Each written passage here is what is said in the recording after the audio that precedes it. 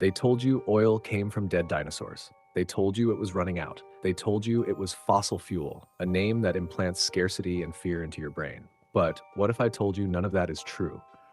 What if oil isn't fossilized anything? What if it's not rare? What if it's made deep within the earth, endlessly, like blood flowing through the planet's veins? Today, we're drilling into the biggest energy deception of modern times. Welcome to Rock Solid TV. This is the myth of fossil fuels.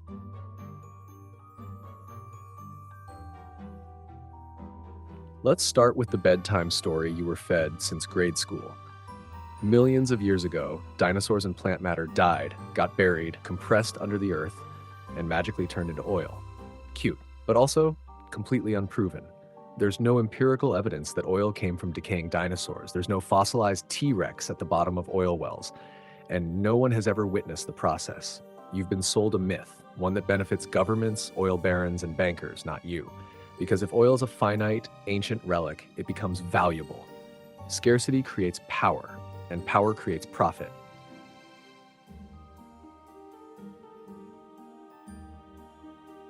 Now here's the part of the story they don't teach in Western schools.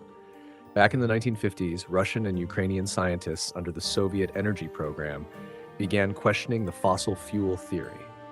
They proposed something radical. Oil is not biological.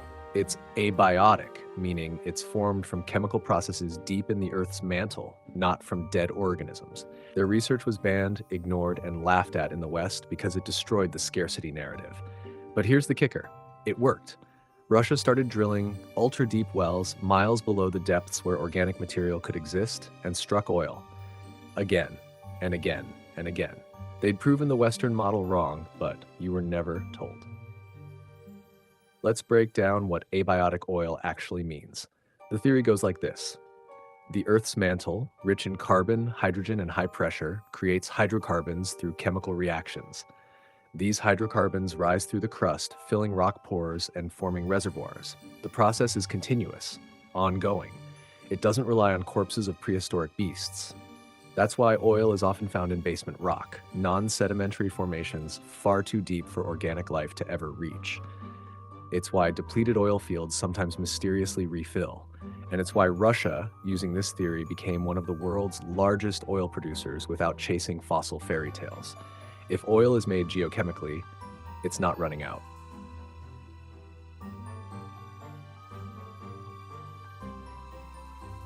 So why the fossil fuel lie? Follow the money. Let's talk about John D. Rockefeller. He didn't just own oil. He created the idea of oil. In the late 1800s, Rockefeller needed to frame oil as a limited resource to inflate its value. He lobbied scientists, funded textbooks, and paid off publishers to adopt the term fossil fuels.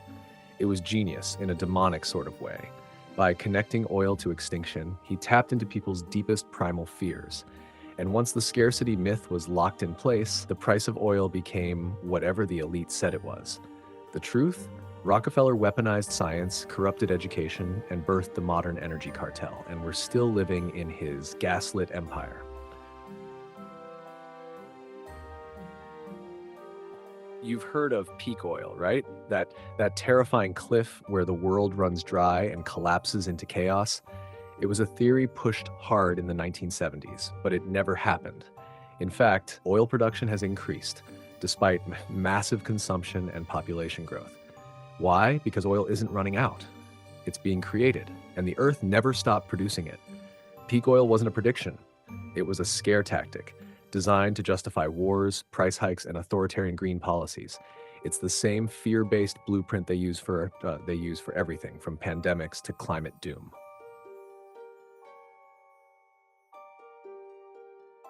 Here's something the oil industry doesn't want you to know. Some oil fields that were supposedly depleted have mysteriously refilled.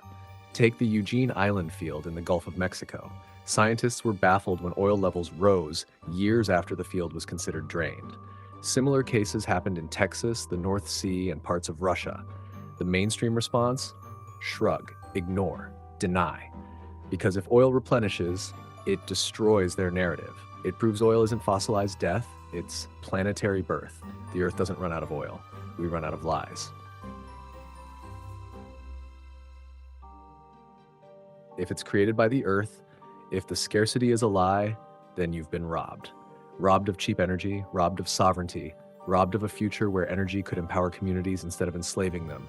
Every gas hike, every war for oil, every eco-tax, every media guilt trip was built on a lie. It's time to stop worshiping at the altar of scarcity and start demanding the truth. So the next time someone scoffs at the idea that oil isn't from dead dinosaurs, ask them, where's the proof? Where's the experiment? Where's the fossilized brontosaurus leaking oil from his bones? There isn't one, because this was never about science. It was about belief. Belief in a system that profits off your ignorance. But the Earth is smarter than the elites. It creates what we need without their permission. This is Rock Solid TV, and this was the myth of fossil fuels. We're just getting warmed up.